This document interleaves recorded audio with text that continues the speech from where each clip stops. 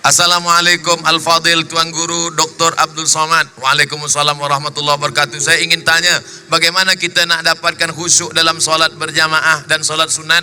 Saya tak boleh menjawab. Yang saya jawab hanya mendapatkan fatwa ulama saja. Di antara dulu ada buku kecil saya tengok ditulis oleh Ali Tahtawi dari Syam, dari Dimashq. Kata dia ada 5. Yang pertama, kita tidak boleh berbicara semasa wudhu. Kalau nak khusyuk sembahyang masa wudhu itu seolah-olah kita ni sedang sucikan hati, sucikan diri. Kita banyak dosa mulut, masukkan air wudhu ke mulut, berkumur-kumur, keluar dosa lidah. Banyak dosa biji mata, kita sapu air, kita siram air ke muka, keluar dosa dari biji mata. Banyak dosa tangan, kita siramkan air wudhu ke tangan hingga ke siku, keluarlah dosa-dosa dari tangan.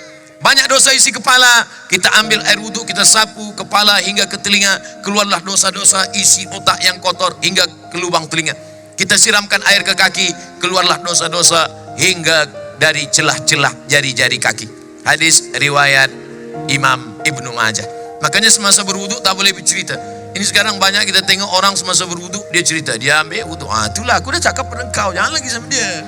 Dan lagi, tapi engkau tak dengar juga kan? Itulah. Mana kita boleh wudhu? 2. Dari tempat wudhu ke tempat solat tak boleh tasbih. Tasbih menjalin jari jemari. Tasbih, membunyi-bunyikan jari.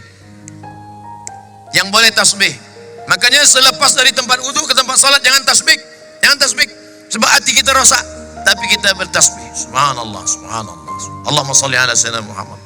Bila datang kawan kita nak tanya-tanya, cemana jadi kita petang nanti nak sembang-sembang sana, Allahumma salli ala sayyidina Muhammad, supaya hati kita tak rosak. Sebab bila kita jawab cakap dia, kita akan bercerita juga, rosak dia.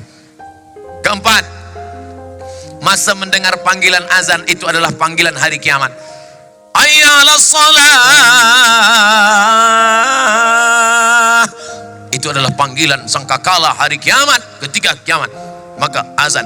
Makanya kata Imam Jalaluddin Abdurrahman As-Suyuti, siapa yang mendengar azan, kemudian manakala azan dikumandangkan dia bercerita, dikhawatirkan dia akan mati dalam su'ul khatimah. Dengarkan azan baik-baik. Allahu Akbar, Allahu Akbar, Allahu Akbar, Allah. Asyhadu an la ilaha illallah, asyhadu an la ilaha illallah. Yang keempat, apa yang dalam solat itu kita qiraah, bukan mutalaah. Maka Nabi kalau solat mulutnya bergerak. Alhamdulillah. Ya Khabbab, apakah engkau pernah melengok Nabi solat? Ya. Dari mana engkau tahu Nabi solat?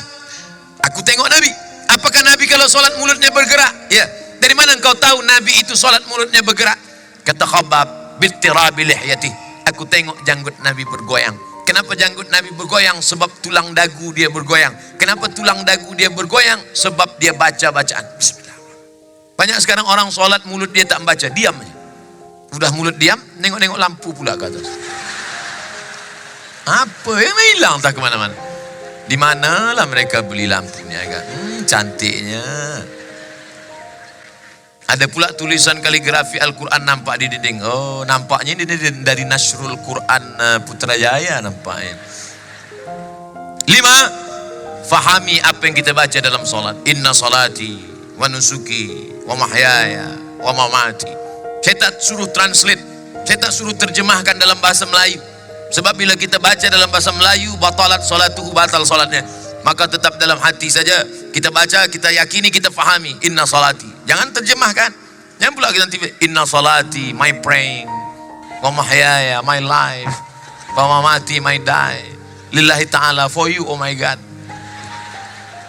5 langkah kata Syekh Ali Tantawi.